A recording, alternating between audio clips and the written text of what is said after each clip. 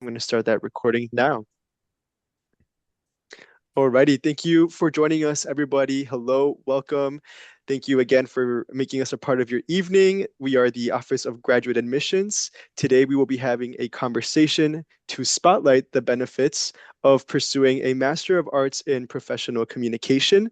Tonight, you will hear from our very own Di- Director of Graduate Studies and Program Representative, Dr. Matt Regis, as well as a PROCOM Cohort 1 Rockstar alum, Michelle Patrick, who is joining us tonight to share all about their experiences going through this program. Of course, my name is Flavio. I am your admissions counselor here for the College of Communications, and it is my privilege to welcome you to tonight's event. With that, I'll hand things over to Dr. Regis, who will share an overview of DePaul University, the PROCMN program structure, and then I'll dive into an overview of the admissions process and everything that you need to know in regards to financing your degree and getting your journey started here at DePaul. Then we'll transition over to our conversation and have a few questions lined up for Michelle, and then we'll open it up to our audience as well to make any questions at the end. Hey Flavio, thanks so much for the nice welcome, and thanks everybody for taking some time out of your evening. If you happen to be in Chicagoland, we're having a bit of a heat wave after a pretty rough winter. So I hope if you're in Chicagoland, you've gotten outside a bit today. I think we got a couple more days. The rest of this week, it's going to be warmer weather. If you want to throw into the chat, everybody, where you're joining us from this evening, that's always kind of fun to see. Tonight we're talking about the Masters in Professional Communication. We call it ProCom, and yeah, it is a fully online program. So we do tend to attract the majority of our students from Chicagoland and neighboring states like Wisconsin and Michigan, but we have had students coast to coast, and right now we actually have a student that was called up active duty. She was in Colorado, now she's in the UAE, so she's been marching right along with progress on her program as she serves us in one of the service branches. I'm going to talk a little bit about. I'm Professor Matt Regis. Please just call me Matt or Professor. And it's very nice to have joined this evening. I could see joining us live, and we're recording this session. I've actually got my good colleague, Professor Tony Dang from the Public Relations and Advertising program, who's actually contributed to the curriculum in Procom. If you've ever enjoyed the Procom logo, it's actually Tony's handiwork, uh, Oh, his design skills. And then we have Anita Malone, who Flavio just welcomed back. Anita is also, just like Michelle, an alum of a prior cohort of our program. So Anita, when it comes time for Q&A, we may throw it to you as well for some questions. DePaul at a glance, we are the largest private university in the Midwest. We're the nation's largest Catholic university, about 21,000 students. The ProCom degree is under the College of Communication, which is one of our 10 colleges and schools. We have over 200,000 alumni living in a whole bunch of countries, but more than half of them choose to live and work in the Chicagoland area. 300 plus undergrad and graduate programs are represented by all 50 US states. And then we have a very high, I'd say, kind of success rate in terms of recent graduates either being employed or continuing their education. And let's talk a little bit about really briefly, and then we're going to get into selfishly, this is a fun way for me to actually get to catch up with Michelle Patrick, our star alum, in conversation this evening. But let me tell you just a little bit more about the ProCom degree. It is now in its fifth year. We're recruiting actually for cohort six, which is wild. Michelle's truly an OG. And we built this from the ground up during COVID. There was industry and student and professional demands. It's a flexible program. It's fully online. You don't need to commute or relocate. All the coursework is online. The majority of the classes are fully asynchronous, meaning that you don't need to log in at set times or do this is a synchronous session you're joining right now when you join on Zoom or Teams. Some of your classes in ProCom are online hybrid that strategically use Zoom sessions like this, but the majority are fully async. And so our student Carlotta right now that is in the UAE at an undisclosed location, literally, is still able to make progress on her courses. Hey Maxwell, I just saw you're joining from Ann Arbor. I actually happen to be joining us from the Eastern time zone in Buchanan, Michigan, which is at the very bottom kind of corner of if we're doing the mitten, like a good Michigander. It's accelerated 1 year completion, so it was designed to take advantage of DePaul's academic calendar. DePaul is on quarters versus semesters, and it's a very set sequence. And when you're a part of the ProCom program, we actually register you each quarter.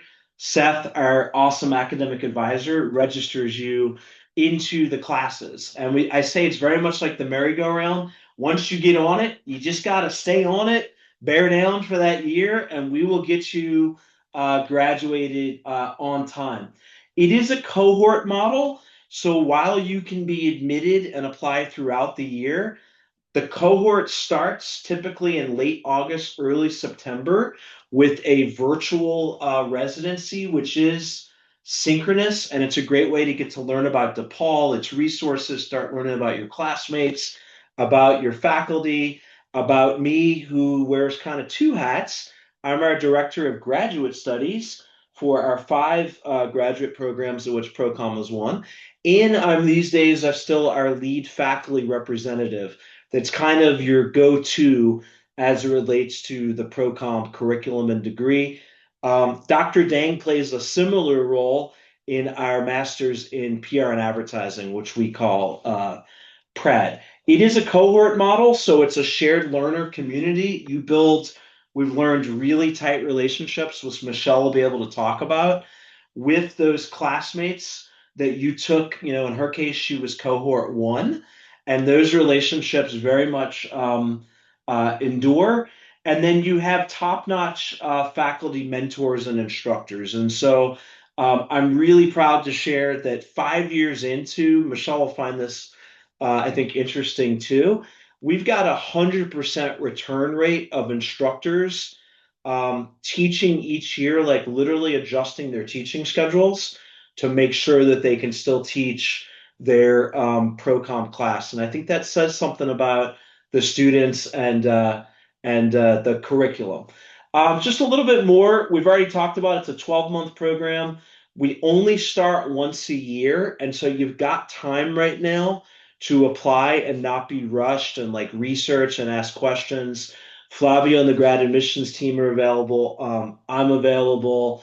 It's 46 credit hours. It's 2 credit hours less than any of our other grad programs in the college because we really built this trying to think about how to save you money.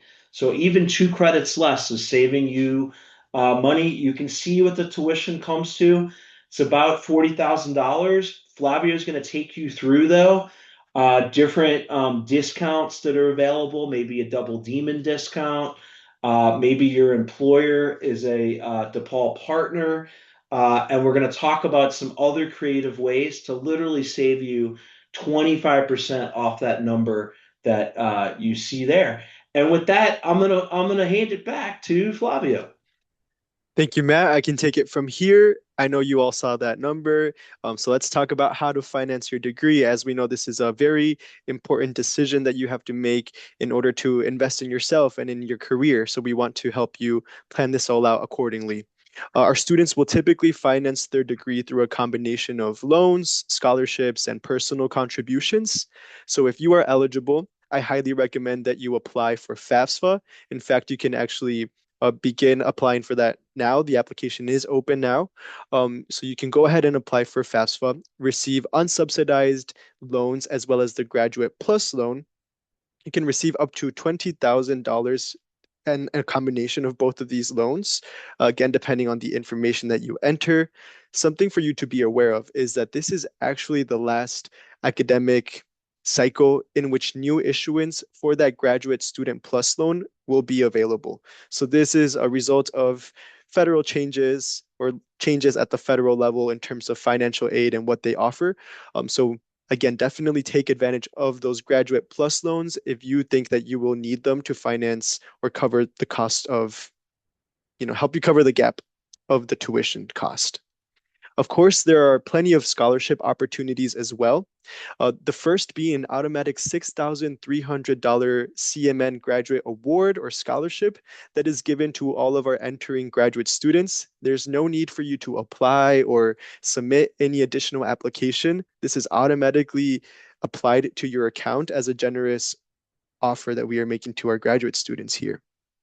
There are also opportunities for you to receive merit awards during your initial review process. If you have a really standout application and we want to further incentivize you to come with us here at DePaul, our our committee might recommend that we offer you some award money, and that award will typically cover the cost of one class for your first quarter in which you enroll in classes. So it's about a $4,000 value.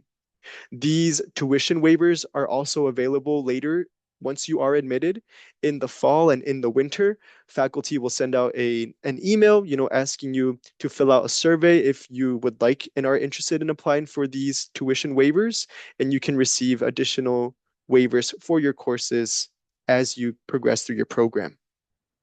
There are, of course, the standard what's it called? Our opportunity portal, the scholarship portal that is available to all admitted DePaul students. And in there, you can find awards that vary in terms of amounts, qualifications, deadlines, payout dates. But those are all available to you as well once you are admitted. As Matt mentioned earlier, there's also that double demon discount, which is actually one of our greatest savings that we offer. And we offer that to all of our double demons, which are students who are returning to DePaul to get their second degree. So I myself, I'm a double demon. I did my undergraduate here, currently pursuing my master's degree. I know there's a few of our attendees here as well who are interested in this discount. But this discount, again, will be automatically applied to your account as long as you list the fact that you completed a degree here at DePaul University. There are additional benefits that we may accept. Of course, if your employer offers any sort of tuition benefits or tuition reimbursement, we certainly can work with you to arrange that. But also, benefits and discounts are available to members of professional organizations such as IABC and PRSA Chicago. Specifically for this program, you would save 25% on your overall tuition, which is about a $10,000 savings. So sometimes it certainly is worth paying for that membership to that professional organization so that you can receive that savings and chip at the cost. And then, of course, we accept any sort of external award or personal contribution. As Matt mentioned, this program admits in the fall, so you still have plenty of time to plan out your finances. If you apply now and you're admitted earlier, you can begin to have that conversation with financial aid, and they can walk you through payment options, payment plans, or anything that may work for you. Alrighty. So that's financing your degree. What do you need to do to actually be admitted now? When you are ready to apply, you'll go on our website and you'll type in grad.depaul.edu/apply, open up a graduate application for the College of Communications, and you'll notice that there is a $40 application fee. for our domestic applicants and $75 application fee for our international applicants.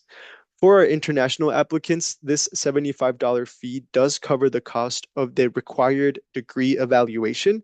So if you conferred your degree outside of the US, this is a requirement that is non-waivable. So you do need to, again, submit that fee so that it covers the degree evaluation that is required. For our domestic applicants, that $40 fee can be waived depending on your circumstances. So definitely feel free to reach out with any questions regarding a fee waiver for our domestic applicants. All of our applicants will need to submit their official transcripts, a resume, a 4-question essay, which you can answer in one single essay. It's 4 different questions, but you can answer it in one single document, and 2 letters of recommendation. Ideally, we would like to see one academic reference from a professor and one professional reference from a manager or a supervisor.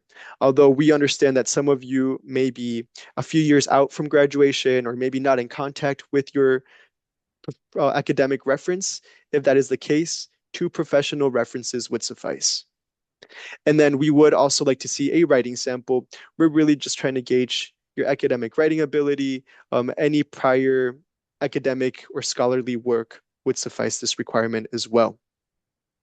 So for you all to be aware of that upcoming deadline is in August 15th. So you do need to have all of your materials listed here submitted by August 15th in order for your application to be reviewed in time for you to admit to start classes in the fall quarter.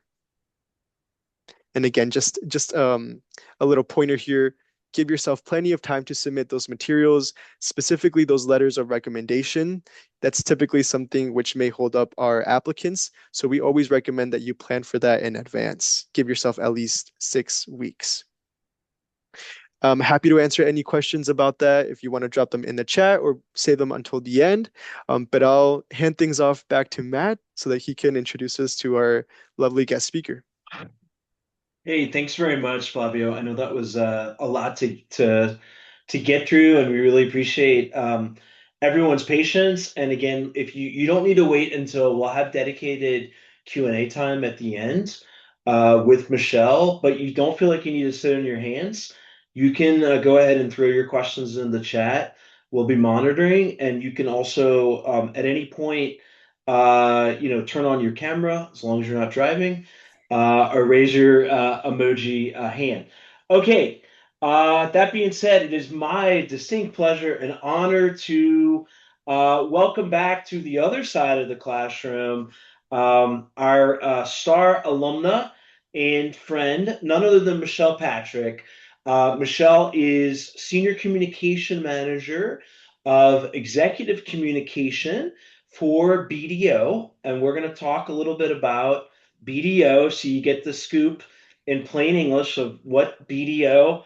I think of them as sort of a consulting firm, consulting shop. At BDO, Michelle leads executive communication efforts for the firm's CEO and their chief people officer. So think HR, everybody. Before that, Michelle was with the company that we're familiar with at DePaul, because I believe I know that we're still a customer. She was the corporate communication manager for Turnitin. And so if you remember from your undergrad days, Turnitin is who does plagiarism detection software, and AI has been very interesting times. We can maybe talk about that as well. So Michelle was there, and when she was a student in cohort 1 in the PROCOM program, she was manager of strategic communication initiatives for DePaul University. So she was on the staff side, and actually that fell, Michelle, right during COVID days. And so Michelle helped lead the university's COVID-19 response committee from the pandemic's inception through 2022, and then she joined Turnitin. Prior to those roles, she was in-house with Grant Thornton, which is a large accounting and professional services firm, and GE Capital, which was part of GE back in the day. She's got, of course, her master's in ProCom from DePaul, and she did her bachelor's in communication and media studies, also an emphasis on political science from Millikan University. And last but certainly not least, because it's a great example of how PROCOM and DePaul networks come together, she's very active with her sorority, Tri Delta, where she serves on the Leadership Cultivation and Selection Committee, and she served for many years as a conference training facilitator for Tri Delt chapters around the country. And we like accidentally, Michelle, realized that we have a mutual friend in National Tri Delt board member and former chief communication officer, Catherine Hernandez Blades. It was like worlds colliding, and Catherine and I and her husband and my better half, we hung out in New Orleans where they live over the holidays. What's going on, Michelle? Yes, well, I think you are a complimentary Delta dude at this point. Now that you have 2 points of reference into the organization, which yes, it was quite. I think you had her as a guest speaker for an event, and that's how I Yeah, recognized, like, oh my gosh, that's Catherine. I work with her all the time. you did. So You dropped me a note, and then we haven't talked about this, but I'm buddies with the former head of communication for St. Jude's Children's Hospital, oh, who now I think is their chief of staff, mhm. and that's the big philanthropy partner, right, for Yes, Tridel. that's our national philanthropic partner. So all of the chapters um, fundraise, and I think we're actually one of the largest fundraiser Yeah. for the hospital.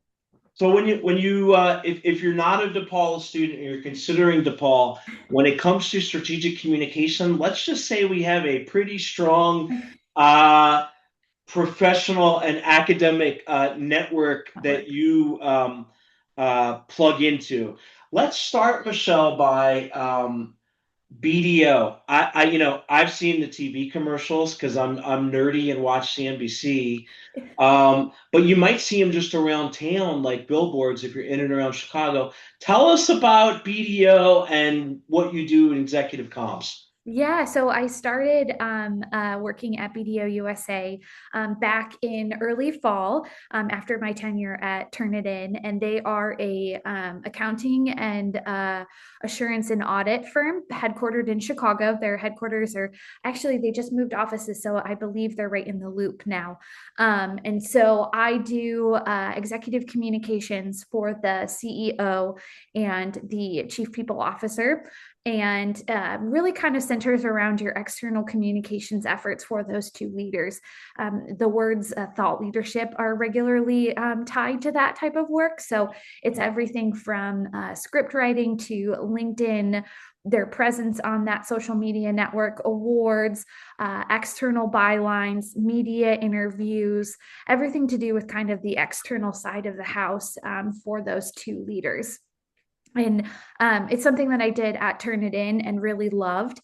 And it was something that I continued to be passionate about. And so when this opportunity came about, I was very excited to continue to only focus on that work. Whereas when I was working at Turnitin, it was one of many hats that I wore. And this one allows me the opportunity to really kind of dive into making sure that we have a really diverse and multifaceted, they call it executive eminence program for those two leaders. So you mentioned BDO being headquartered in Chicago. It's a Mhm. quite large firm. Could Yes. you give us a little sense just for folks of size and scale? Yeah, so we have 14,000 employees across the country and 85 locations, 85 offices. And then we are part of a global network. So we're BDO USA. And then obviously there are other BDO locations across the globe that we all support and kind of report under. But it's a very large company. I want to say, it might be one of the largest companies I worked with. Grant Thornton is probably up there as well. And same with Wells Fargo, but that was always, I always joke, it's like pre-pandemic and post-pandemic. It was my pre-pandemic communications life. I kind It of go ahead. I just kind of want to go back to maybe a little bit of that pre-pandemic era and Yeah. because that's in alignment with when you started this program. I'm curious to know what particularly sparked your interest in graduate school during that time, or Yeah. what made you interested in returning to school? Well, education and particularly higher education is something I'm very passionate about. I came to wanting to work at DePaul because I feel so passionate about it. My affiliation with Tri Delta, the sorority, you kind of think sorority and you think rush talk and the t-shirts and the balloon arches, and for me, it's really about developing young women who are in the collegiate era with those leadership skills, with those different types of skill sets that they can apply in their professional lives. And so, higher education, very passionate about it on a variety of different ways. And I always knew I wanted to go back, and I always knew I wanted to get a master's degree. I think depending on the day, now that I'm a few years out from my master's, I'm like, ooh, do I want to go back and get a PhD? But my family might roll their eyes and scream, no, not yet. We're not yet. But so for me, it was always something I wanted to do. And honestly and candidly, especially at the time that I started with this program, I needed something that was flexible because, as Matt had said, I started at DePaul in a communications professional role on DePaul's staff 4 weeks before the pandemic hit. And so my entire job description and role and responsibility shifted very dramatically. And so I needed a program that was flexible enough to enable me to be able to respond to crisis things that were coming up during the COVID pandemic, while also being able to work on my degree. And so when Matt had reached out to, at the time it was Linda, to say, hey, we're starting this new program, not sure if anyone on your team would be interested. I remember seeing it and knowing that it would be something that was remote all the time, and then also being asynchronous. So that way I could kind of pivot and bop in and out when needed for meetings in my current job. It really fit the bill. And also the being able to complete it in 12 months seemed much more manageable for me as a professional. When you look at other programs, sometimes it's 24 months to get it done, and the idea of being able to just really kind of I think you said just jump on the wheel, Matt, and then just spiral until you're Yeah. done. That's a really great way to describe it, because that's what I did. But having that 12 months and being finished with it was really attractive to me. So to build on Flavio's question, and to go back to that time period, and I would just say for background for everyone, DePaul's communications team even back then was fairly small with a lot of responsibility, a lot of work. It was not slow, even when there wasn't kind of the perma crisis of uh, the pandemic. Had you thought about you took the plunge and did an online program that's cohort based in PROCOM. Had you thought some, Michelle, about other programs at DePaul or outside of it, or in person versus online? Take us through that a little bit. Yeah, no, it's actually really funny. And I don't think you know this, Matt, but when I finished college, I was a consultant for Tri Delta. So it was kind of like a Teach It for America type thing where you worked for 12 months and then that was it. And at the end of that time, I really wasn't sure what my next step was. So I actually did a meet and greet info session with, I'm not quite sure who it was, in 2012 for your Dr. Dang's program. Um, and I remember like going to it, and it was that at that time it was in person. It was in I believe the Loops Hmm.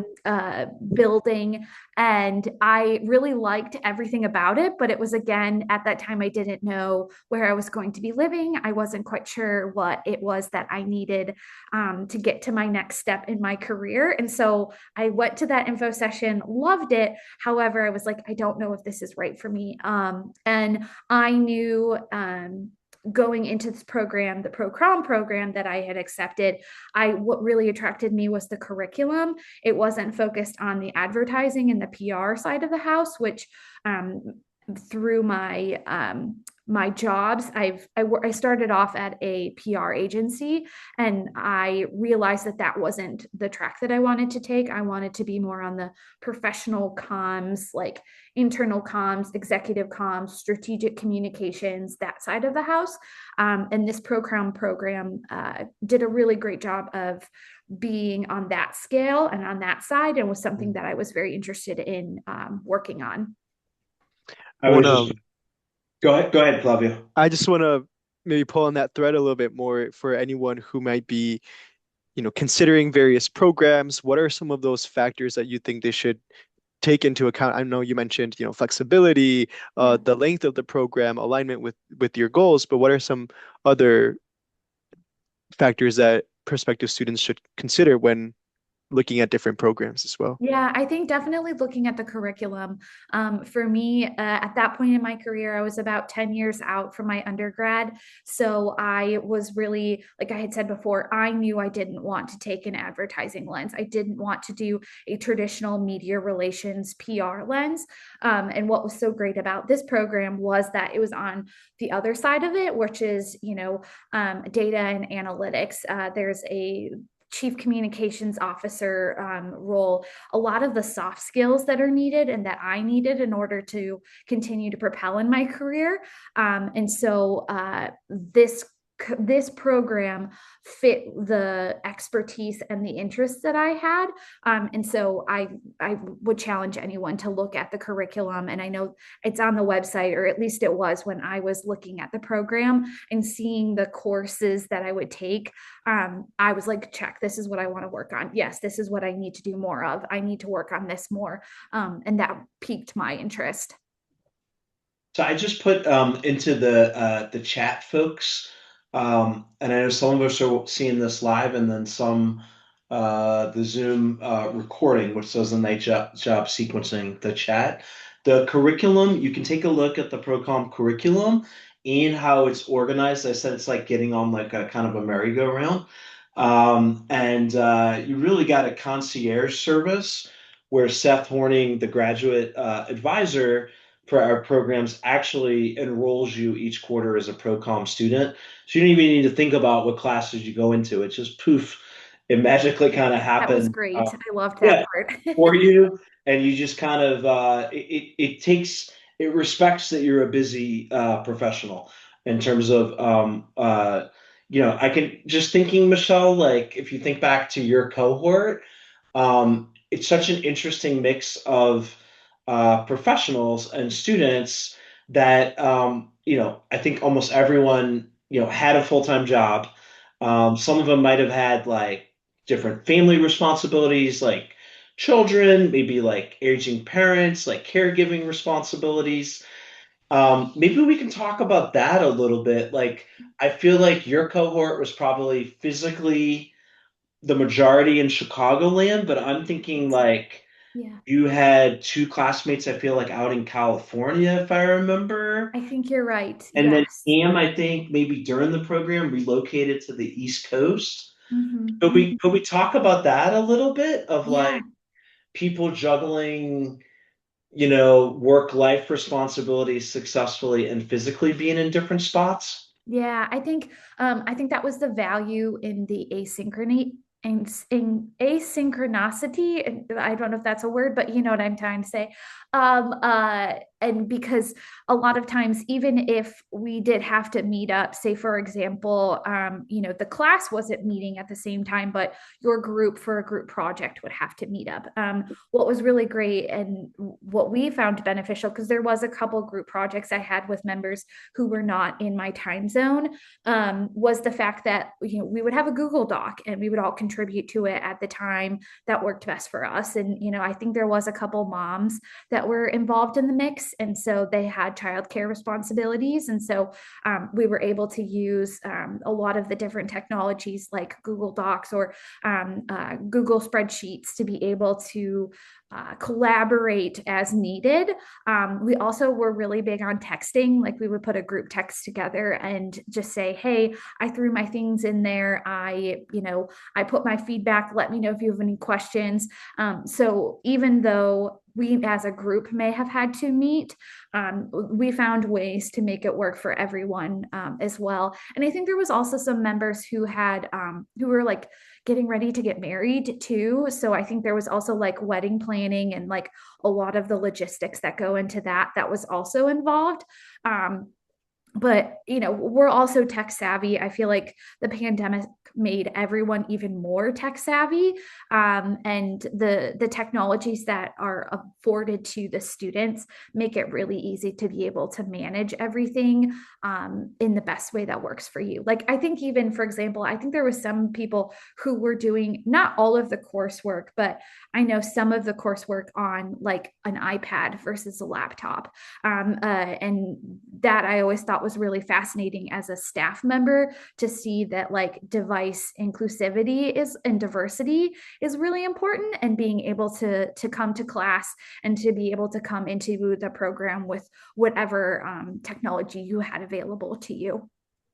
And I remember, with different cohorts, and it might have been yours, some people had pretty busy, well, that was different, I guess, pandemic times, but like travel schedules, like Yes. there's Yeah. folks that have to be in different parts of the country, but have laptop, will travel. Yep. And there's people that like find what time of day works for them. It might be early morning or it might be late at night. Mhm. Or some people did their work on the weekends, or other ones would like protect a certain day of the weekend to be like refresh and family time. So everyone kind of like learned their rhythm.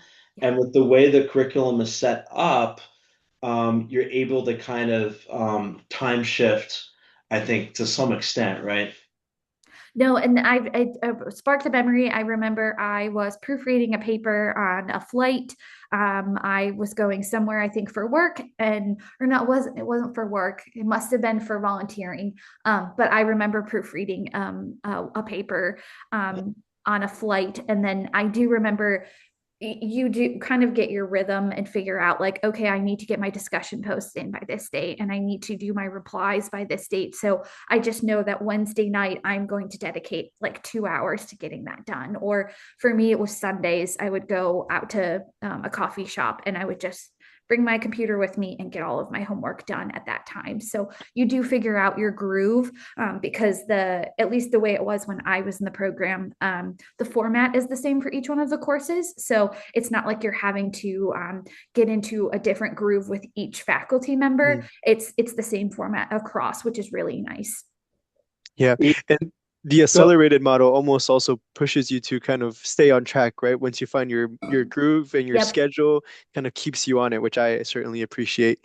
I know that in this current or last few cohorts, there's also been opportunities for those who are local or who are willing to travel to be in person. Were those around during the first cohorts, Matt? Yeah, Yeah, yeah. wonderful.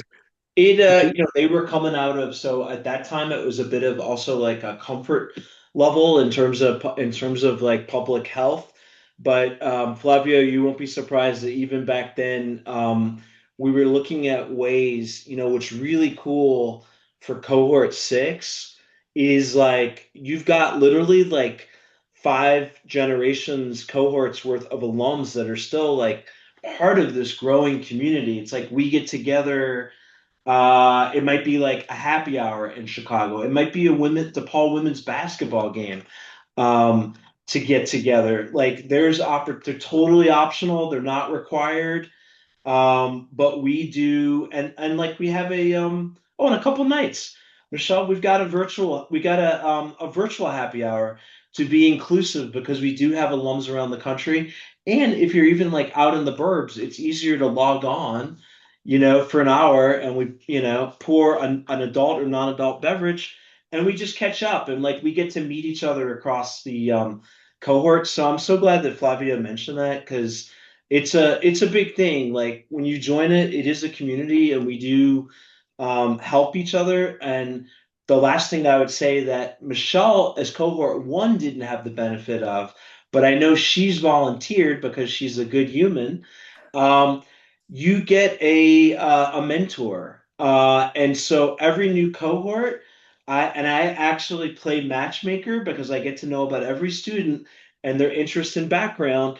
So every incoming student gets a prior alum that their very first paper is how to succeed in grad school, and they get to interview and get connected with an alum, and it's been so cool, Michelle. Like those relationships, I'll just get like an email or I'll see an alum out of the blue, and they'll talk about how they've become friends with, or connected with prior students. Because to me, I just see all together, right, as part of kind of a larger community. We've got about 15 minutes. You've heard a lot of yapping from me and I'm not gonna say Flavio.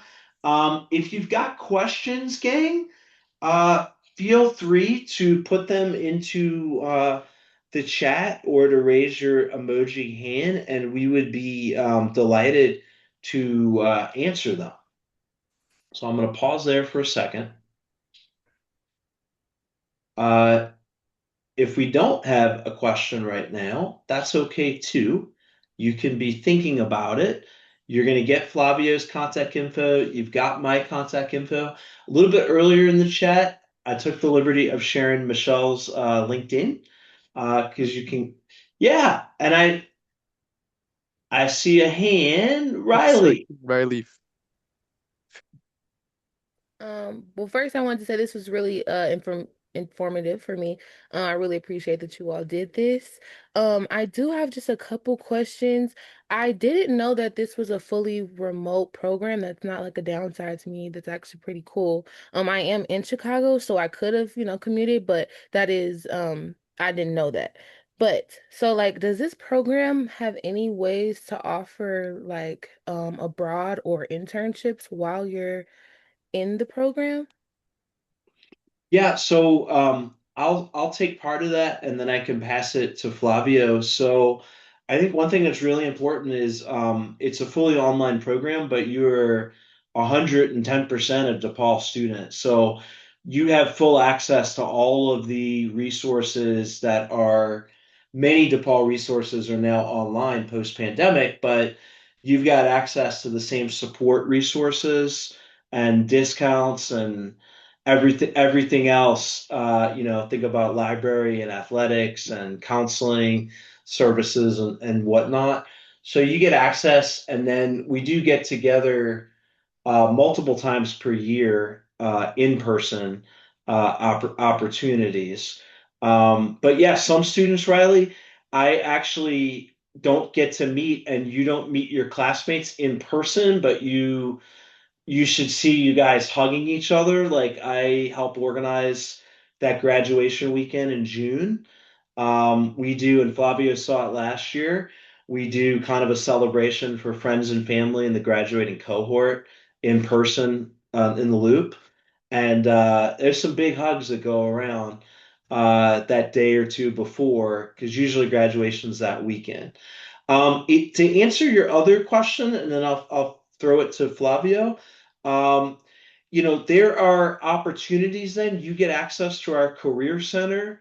You get our weekly emails. We do have a internship director in our college. Michael also does do entry level positions.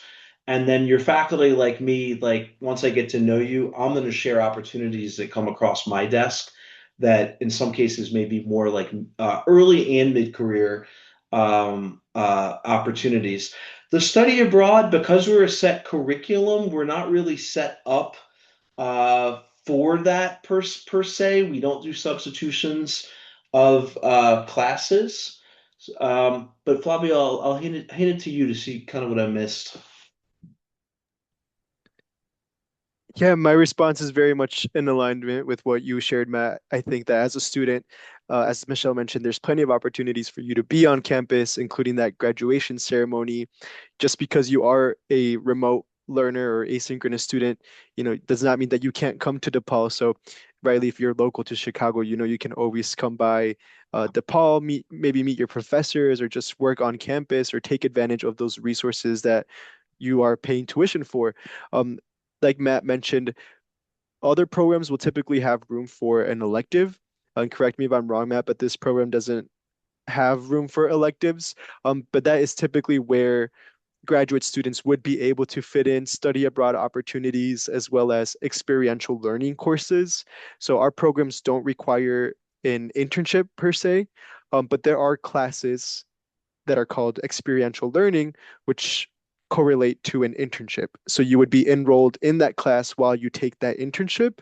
And again, they're not required specifically for this program, but they would be able to be added on as an elective. Um, I'm not sure maybe if you want to extend your timeline and add that class in there somehow, if you could, that would be perhaps a possibility if you connect with your academic advisor. But short answer is there's not really an opportunity built into the curriculum for this particular program, but it is certainly an option and available for graduate students to explore. Perfect. Thank you. I have a couple more questions if that's Go okay. ahead. Yeah, go. So once you graduate, like what specific roles do graduates typically get from this program? Yeah, so that's a really good question, Riley. And we actually I've been putting for everyone in the chat how to get to the general DePaul grad admission, how you so AKA how you can reach Flavio. And then I've also reshared again my email address. And actually we have a running list of kind of bios by cohort. And so it's very trackable for us. And I would encourage everyone, like as you're thinking about different grad degrees and trying to evaluate different universities and programs, I would strongly like whoever you're talking with on the grad admission or faculty side, they should be able to like, that's a good question, Riley, that they should be able to answer. They should be able to know what their kind of alumni network is doing. So Flavio just put up on the, are we sharing that right now? Or by, yeah. This is just a snapshot, Riley, of some of the employers for the first 5 years. Many of these folks, the titles that they're going to have is going to be along the lines of manager or director. Some might be associate. Many of them are what we call working in-house.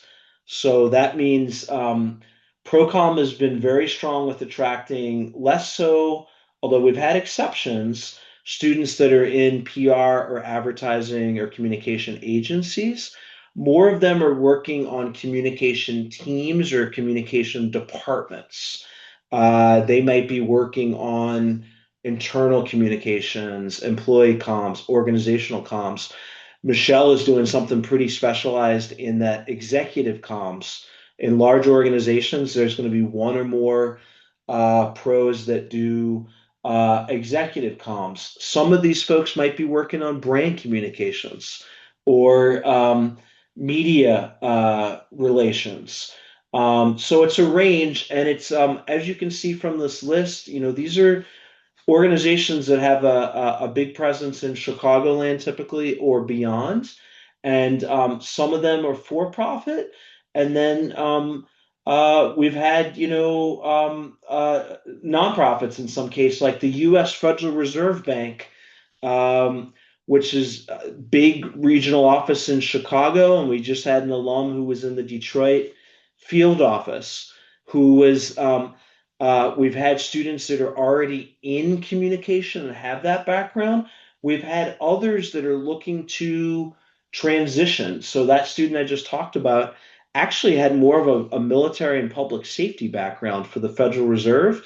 After graduating the program, he is now like the point person on the actual like public communication side of things for the actual like security of a Federal Reserve branch. We've had other alums that had like a legal background, worked more as a paralegal. supporting like a legal department, a general counsel's office. They have now transitioned, and part of their job now is their foot in both worlds. And they're actually doing more strategic communication and, in their case, DEI work, which was sort of their passion. So, um, Hmm. this is a program that's going to help you level up and advance your career. And in some cases, you might already be some rungs up the ladder within communication. In other cases, you may be up the rungs of a different ladder and looking to make that move over to the communication ladder. Does that help some, Riley? Yes, that helps a lot. Thank you. You're Just welcome. to add to that, I'm also dropping in the chat a DePaul website, which I love to spend some time on. It's our career success website, which has real data from our graduates from all colleges and programs. So definitely play around with that site when you have a chance, and it'll very clearly list out sample list of employers that our College of Communication graduates currently work in, as well as sample list of positions and titles in which they're currently employed in. So a lot of what Matt said, uh, account representative, account executive, associate director of communications, marketing coordinator, all those sorts of buzzwords. You can find those in this particular website. And it's especially helpful if you're comparing programs. You can kind of better track what program aligns best with your career interest through this website. Yeah, and Riley, I can just speak as someone who um, a little bit to what I had shared previously about how what I loved most about this program was is that it wasn't really focused just on the advertising and the media relations track, because I knew that wasn't something that I knew I would want to continue moving forward with. However, what's really great about this program and the curriculum itself is that it kind of spans a lot of different areas. You're getting coursework on internal comms and the different structures of how do we communicate with our employees. There's some social media elements to it, which I thought was really interesting to continue to work on that. Data and analytics. On the in-house side, data and analytics is cash in companies. They want to know what the value is. They want to be able to see why do we want to have this communications practice? Why do we need to hire? And so a lot of the coursework is really about providing numbers to show the value of what our work is, and that was really exciting for me. And another part that I thought was really great, and you may too, is just the critical thinking element of it. Is a lot of times when you're in a job and you're trying to just you have deadlines, you're trying to get the tasks off your desk, you're trying to answer the emails. And what was great about this program was is that you kind of dissected one project or one area of communications and really got into the weeds on it.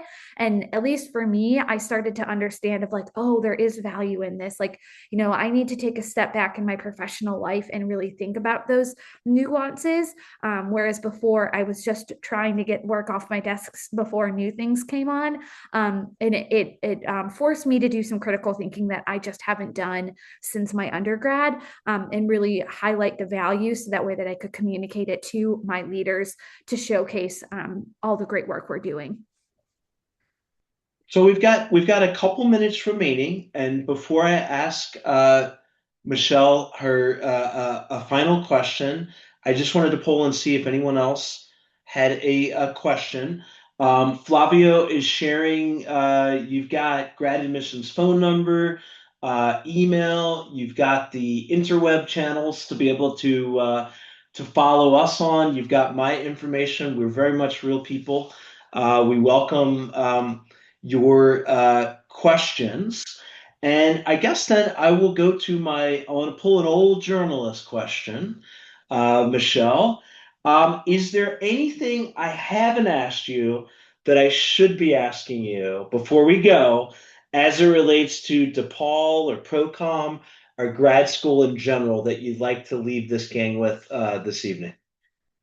Yeah, no, I think what I just shared with Riley was what I really wanted to emphasize on this was that you think that you're just kind of crossing off a box to get a master's and say you've done it, but there's a lot of really there's a diverse set of curriculum that this program offers you, and I am constantly leaning into some of the work that I had done, and constantly leaning into some of the best practices or thinking or models that I learned about. And one that I bring up that I think is important, and I often think about it, is the model on a high functioning team, the which is the norming, storming, performing. There's a couple other, and I think that I often think about that in my daily work because I'm often in conversations, either in person or on group projects with different teams on different departments.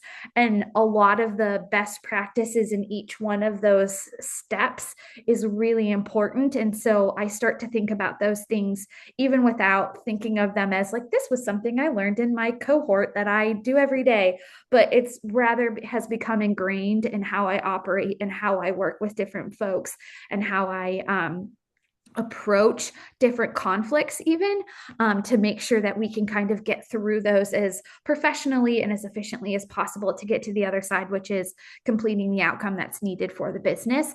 And I think that that's been something that's really stuck with me, is those different methodologies and real world applications that they provide. That example that you just shared is, I was trying to decide if that's either the storming norming, if that's either Dr. Tabul or Dr. Kate Cooper, but either way, they are I think it was Kate. okay, I okay. think it Well, was Kate. hey, I would say if you want to put a smile on a professor's face, just take 2 minutes and drop them a note Yeah, I about should. something you used or learned when they're in the middle of their day. Like it's a big, I think Dr. Dang would agree as well. Like it's like a nice boost to hear from a former student about something from class. On that note, Michelle, it was so wonderful to get to hang out with you, Absolutely. to see you. Thank you to Flavio and the grad admissions team. It's wonderful to see Dr. Dang, like another Rockstar alum, and Anita Malone. Riley, thanks for the good questions. Maxwell, you're very welcome. Please reach out to us, folks, and I'm going to hand it back to Flavio. Thank you, Matt. Thank you, Michelle. And thank you, everyone who joined for tonight's event. We hope to see your messages come through with questions and hopefully your applications as well. Thank you all for joining. Enjoy the rest of your evening.